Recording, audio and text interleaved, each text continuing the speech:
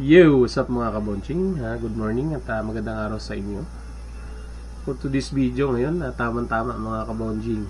At sinusumpong ako ngayon ng aking asthma o hika sa Tagalog.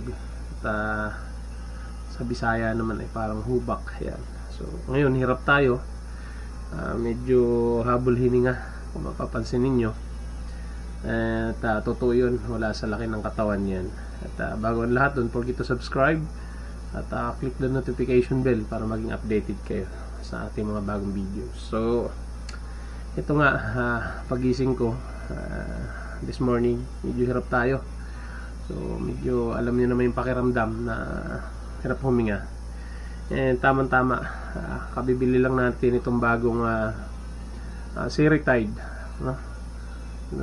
Salmeterol Prothecazole. Ito yung kung napapanood nyo yung nakaraang video natin ay yan, medyo may kamahalan, 2-3 lang. So, disclaimer lang. So meron namang 16 na laman to. So ngayon papakita ko sa inyo yung kung paano ba ginagamit to, itong ating Seretide na gamot sa hika.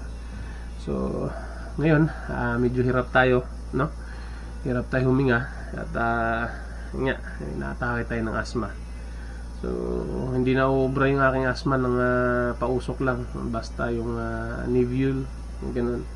So disclaimer lang, medyo ewan ko ba kung bakit saka tayo nagkakaedad saka naman tayo na nakakuha tong ano na to, sakit na to. So ito, for instant gamot.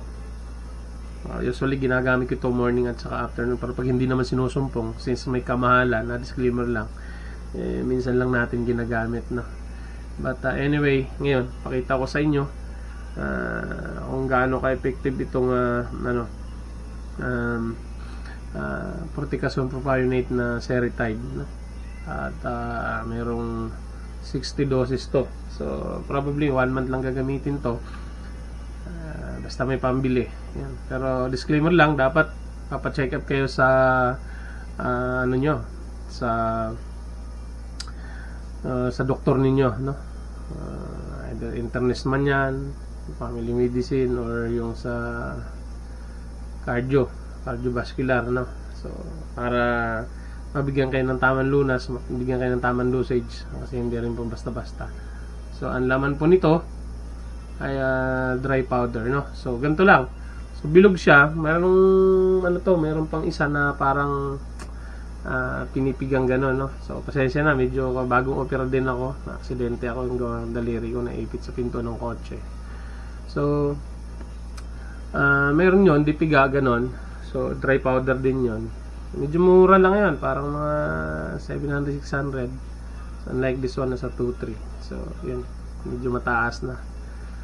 Ngayon, bilog siya. So ganito lang, bago natin buksan, so ang pinaka-advice is dapat para mag-open yung ano mo, underlo yun ng hangin, kasi ganoon lang naman yung ng asthma kumikipot yung so kailangan inhale exhale ka, hold mo yung breath mo.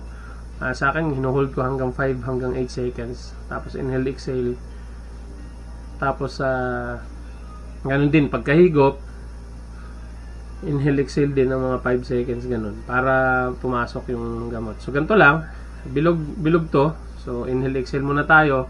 After ko mag inhale exhale, para diretso na, ganito siya. Yan, makita ninyo, merong hawakan dito, gaganon nyo lang siya.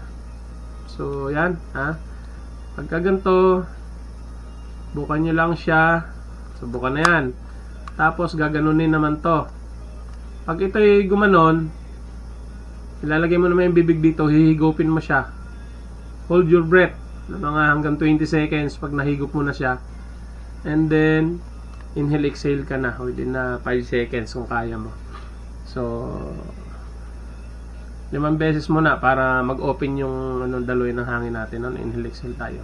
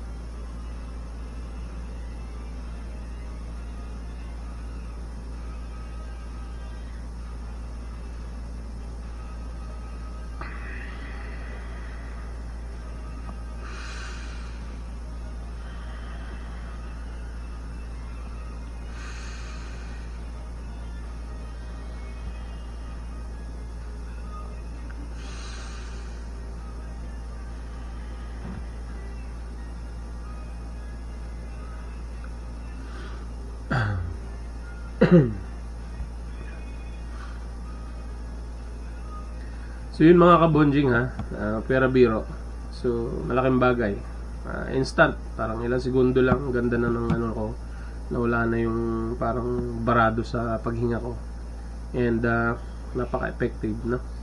So disclaimer lang, yun yung paraan ko kung paano ko tinitake yung Seretide. Inhale, exhale, then hold breath, then normal breath na.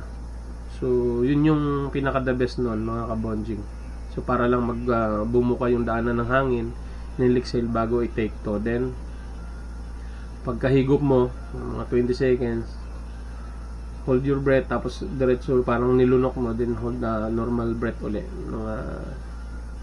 para pumasok yung gamot. So yun lang yun, ganun lang siya kadali at napaka-epektibo po nito, no? Isang buhay na patutuo na malaking bagay po sa akin tong Seretide na to. Hindi natin pinopromote to, pero napaka the best, no? Instant. Kaya kung gusto niyo magpa-check up kayo sa doktor, at kung medyo malala na yan o medyo kaya pang gamutin, mas maganda yung doktor ang makapagsabi sa inyo, no? There you have it mga kabonjing. So sa mga susunod, ipapakita naman natin yung mga ibang klase ng Seretide na tinitake ko noon bago makarating sa gantong bilog, no? So kung may pambili naman, disclaimer lang, yung malaki na para makatipid kayo, kasi yung maliit ilan lang yung laman nun no? So don't forget to subscribe. Hanggang dito na lang. Happy weekend mga kabonjing. Number 1 hikayen. Bye.